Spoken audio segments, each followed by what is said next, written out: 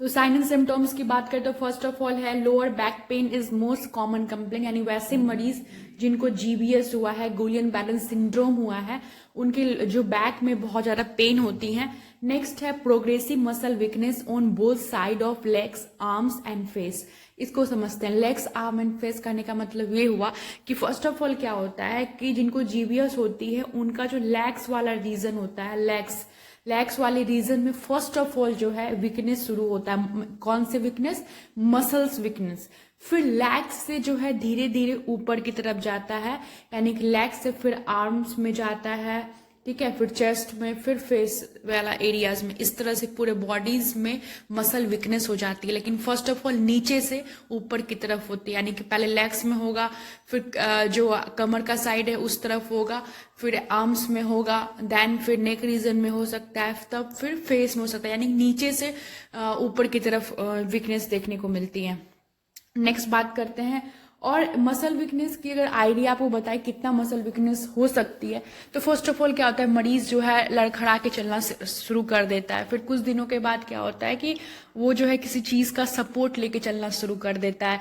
फिर इतना कंडीशन बुरा हो जाता है मसल वीकनेस की वजह से कि उसको जो है किसी का सहारा, यानी कि अब वो डिपेंडेंट हो जाता है किसी पे, किसी का सहारा लेके ही वो चल फिर पाता है। और एक ऐसा क्रिटिकल कंडीशन भी आता है जीबीएस में कि इंसान चलना फिरना उसका सब बंद हो जाता है, ठीक है।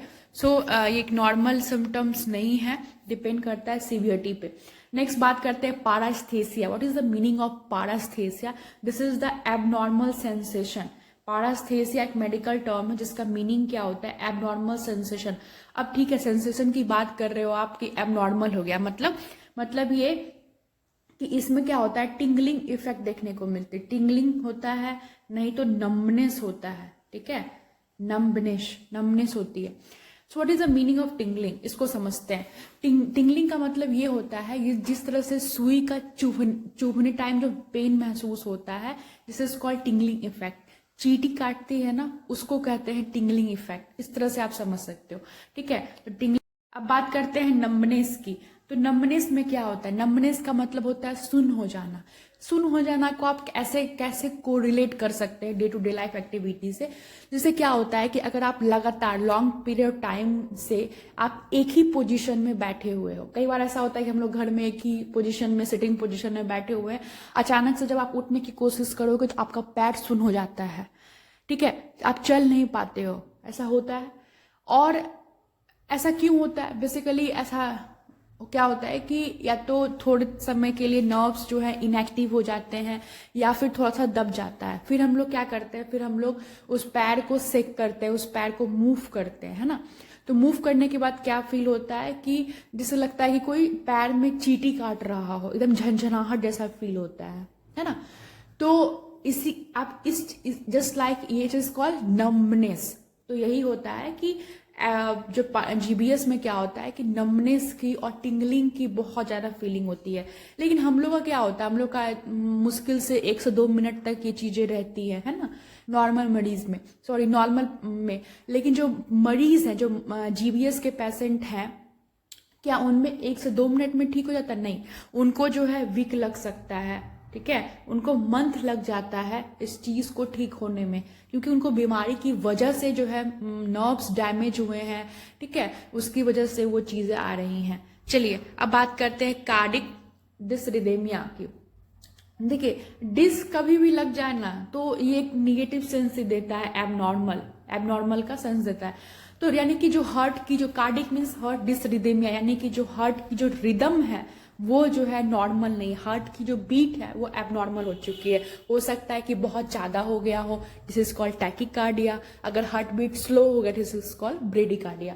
चलिए, टेंडरनेस और मसल स्पाज्म।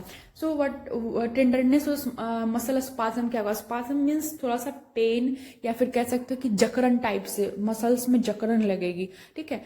सो ये क्यों हुआ? क्योंकि आप जान रहे हो कि जो मसल्स का कॉन्ट्रैक्शन और रिलैक्सेशन है, जो कि नर्व्स के द्वारा हो रही थी, पेरिफेरी नर्व्स के द्वारा, वो प्रॉपर नहीं हो पा रही। दैट्स वाई मसल स्पाज्म और टेंडरनेस देखने को मिलेगी।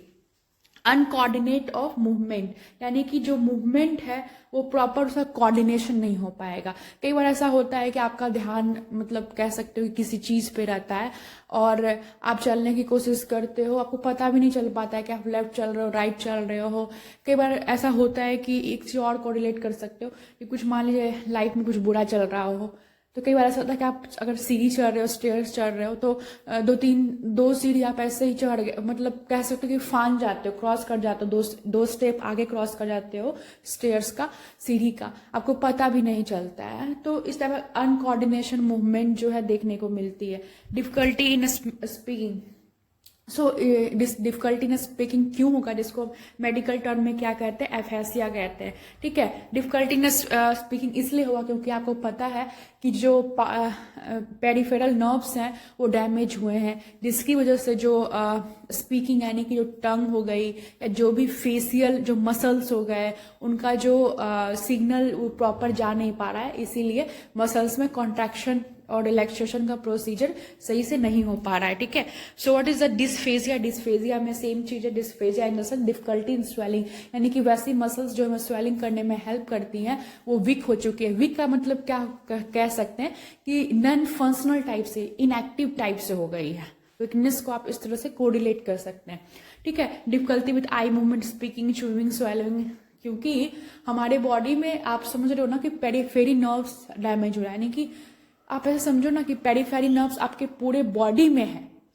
तो चाहे वो आपका स्वेलिंग हो, च्यूबिंग हो, स्पीकिंग हो, कुछ भी हो, आई मूवमेंट हो, everything is dependent on your nerves. ठीक है, दैट्स वाई ये सब प्रॉब्लम्स देखने को मिलेंगी। चलिए अब बात करते हैं डायग्नोस्टिक इवेल्युएशन की। तो first of all history collection, history collection में जो पेरेंटल हिस्ट्री लोगे, अगर मान लीजिए मरीज पूरा उसका मसल वीकनेस है, वो हमने पढ़ा था ना कि वो बोल नहीं सकता है, तो बोलने में प्रॉब्लम हो रही, तो जो भी उनके जो आएंगे उनके साथ उनसे आप बात करोगे। ठीक है, उसके बाद करेंगे फिजिकल एग्जामिनेशन। फिजिकल एग्जामिनेशन में आप क्या कर सकते हो, क्योंकि ऐसे मरीज को क्या होती है, टिंगलिंग सेंसेशन होता है, तो ये सब आप पूछ सकते हो कि जो टिंगलिंग सेंसेशन हुआ है वो कितने दिनों से है। उसके अलावा कुछ प्रोसीजर भी कर सकते हो उसको जो है डायग्नोज करने के लिए। वैसे फिजिकल एग्जामिनेशन की बात करें तो जो जीबीएस होता है इसका सिम्टम्स इतना क्लियर होता है कि डायग्नोसिस में उतनी प्रॉब्लम नहीं होती। जैसे आपने इससे पहले पढ़ा था, हंटिंगटन्स पढ़ा था, है ना, अल्जाइमर्स पढ़ा था, तो उसमें क्या होता है कि सिमिलरिटीज बहुत ज्यादा होता है सिम्टम्स का, इससे डॉक्टर्स भी थोड़ा 100% क्लियर नहीं हो पाते। बट ये सब ऐसी बीमारी इसमें कि सिम्टम्स अच्छे से पता चल जाती है। ठीक है, और ये एक रेयर बीमारी है, ऐसा नहीं है कि बहुत कॉमन है, अनकॉमन बीमारी है, बहुत कम केसेस देखने को मिलती है। ठीक है, उसके बाद बात करते हैं nerve function study. Nerve function study में हम क्या करते हैं, नर्व्स की जो वेलोसिटी है उसको देखते हैं, यानी कि सिग्नल की वेलोसिटी को देखते हैं। इलेक्ट्रोमायोग्राफी में कई बार बता चुकी हूँ, electro means electric current, and myo का मतलब क्या होता है, मसल्स, एंड ग्राफी का मतलब आप जानते हो। तो इलेक्ट्रोमायोग्राफी में क्या करते हैं, इलेक्ट्रोमायोग्राफी में इलेक्ट्रिक करंट की मदद से हम क्या करते हैं, मसल्स को देखते हैं, यानी कि मसल्स के अंदर जो नर्व्स का कंडक्शन है उसको। तो बात करते हैं मैनेजमेंट की। फर्स्ट ऑफ ऑल क्या है, स्टेरॉइड मेडिकेशन। क्यों स्टेरॉइड मेडिकेशन देंगे, ताकि जो इम्यूनिटी है उसको डिक्रीज कर सके। क्यों डिक्रीज करना है, क्योंकि हमने देखा था कि जो जीबीएस में जो माइलिन शीथ था, नर्व्स, पेरिफेरल नर्व्स के जो माइलिन शीथ थे उसका डिस्ट्रक्शन हो रहा था, वो डैमेज हो रहा था। क्यों डैमेज हो रहा था, क्योंकि हमारा इम्यून सिस्टम हमारे ही नर्व्स को डैमेज कर रहा था। That's why we have to decrease the immunity. ठीक है, नेक्स्ट बात करते हैं इम्यून सप्रेसिव मेडिकेशन। बेसिकली इसको इम्यूनो सप्रेसिव मेडिकेशन भी बोलते हैं। सो इम्यून सप्रेसिव मेडिकेशन में कौन सा देंगे, आस्था योप्रीन देंगे। क्यों, रीजन क्या है, सेम स्टेरॉइड वाला रीजन है, you have to suppress, suppress means दबाना, थोड़ा सा इनएक्टिव करना इम्यून सिस्टम को। ठीक है, जो बहुत ज्यादा हाइपर एक्टिव हो चुका है। नेक्स्ट बात करते हैं प्लाज्मा फेरेसिस। प्लाज्मा फेरेसिस एक बहुत ही इंपॉर्टेंट ट्रीटमेंट है, अगर आप इसे समझते हो अच्छे से तो सिर्फ अभी नहीं बल्कि जितना भी आपको ब्लड कैंसर पढ़ते हो, ब्लड डिसऑर्डर पढ़ते हो, सब जगह आपको ये ट्रीटमेंट के रूप में मिलती है। सो अब हम समझते हैं प्लाज्मा फेरेसिस। प्लाज्मा में समझ में आ ही रहा है कि ब्लड का component, this is called plasma. And what is the meaning of pheresis. Pheresis का मतलब होता है एक्सचेंज करना। एक्सचेंज का मतलब क्या होता है, अदला बदली करना।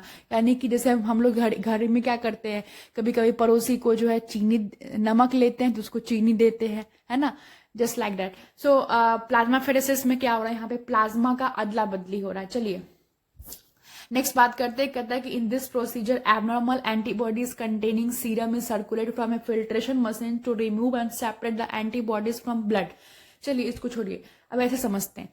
प्लाज्माफेरेसिस में क्या होता है कि एक ऐसा प्रोसेस जिसमें कि ब्लड में से प्लाज्मा को सेपरेट किया जाता है। जैसे कि ये ब्लड है, यहाँ पे प्लाज्मा है, ठीक है। तो अब मेरा काम क्या है कि इस प्लाज्माफेरेसिस में क्या होता है, इस प्लाज्मा को रिमूव करवाना है, हटाना है ब्लड से। तो कैसे करते हैं, तो इसे पहले तो रिमूव करना है, उसके बाद उसके जगह पे या तो हम रिप्लेसमेंट फ्लूइड्स डालेंगे, यानी कि दूसरा फ्लूइड्स डालेंगे जितना प्लाज्मा बॉडी से निकाले हो, ठीक है, या फिर उसी प्लाज्मा को ट्रीट करके वापस जो है ब्लड में डालेंगे, उसके बाद मरीज को डालेंगे। चलिए इन्फ्यूज करेंगे।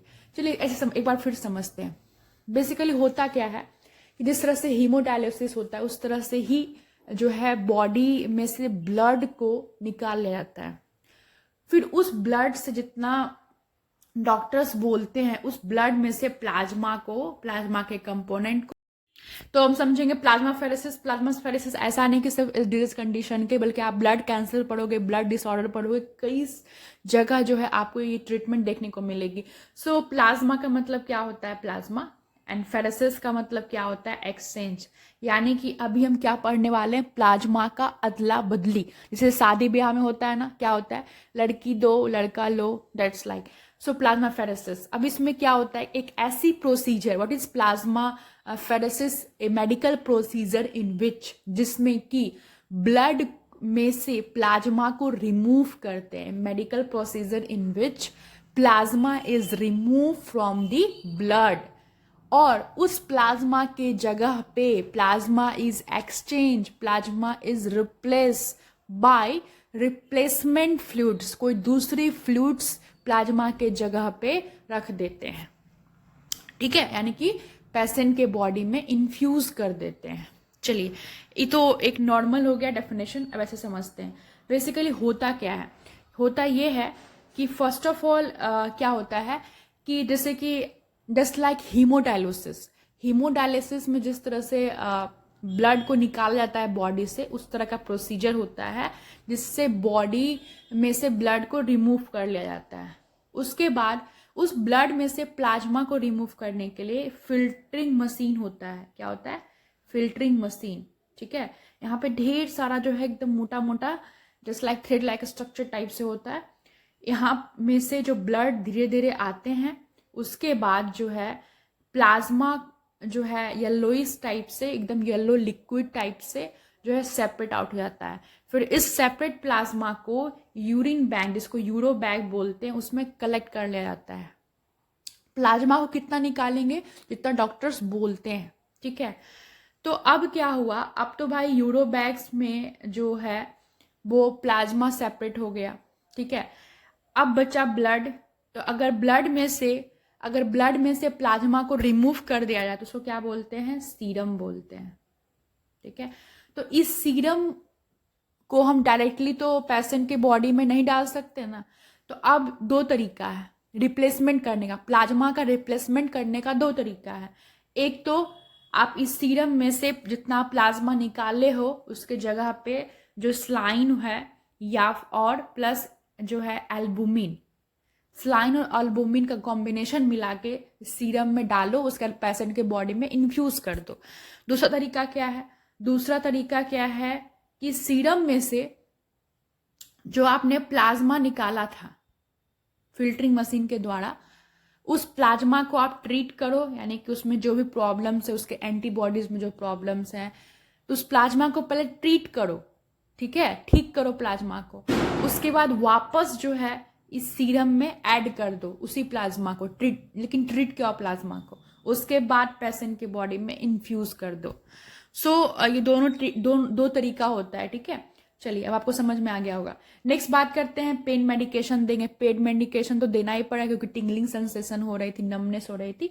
नेक्स्ट बात करते हैं नर्सिंग मैनेजमेंट की। तो कहता है कि monitor cardiac and respiratory function of patient, मरीज का जो हार्ट और रेस्पिरेटरी दोनों जो है असेस करना है, क्योंकि पेरीफेरी नर्व्स डैमेज हो चुका है ना, तो बॉडी में कुछ भी एबनॉर्मलिटीज देखने को मिल सकती है। मरीज को जो है डीप ब्रीथिंग एक्सरसाइज के लिए कहना है ताकि उसका लंग्स वगैरह फंक्शन अच्छे से हो सके, क्योंकि डीप ब्रीथिंग एक्सरसाइज करने से मोस्टली क्या हुआ कि जीबीएस में जो आपका मसल्स, रेस्पिरेटरी मसल्स जो वीकनेस हो रही थी, वो थोड़ा सा फिजिकल मतलब एक्सरसाइज करने से थोड़ा सा एक्टिव होती है, उसका मसल्स टोन सही होता है। फिर उसका पेशेंट को जो है हमेशा जो उसका जो पोजीशन है 2 घंटे में चेंज करना है, क्योंकि पेशेंट का मसल वीकनेस की वजह से एकदम जो muscles just like paralyse type से हो जाता है, उस वो जो है ढंग से कह सकते हैं ना कि करवट भी नहीं बदल पाता है। तो हमेशा 2 घंटे में उसका करवट यानी पोजीशन को बदलना है।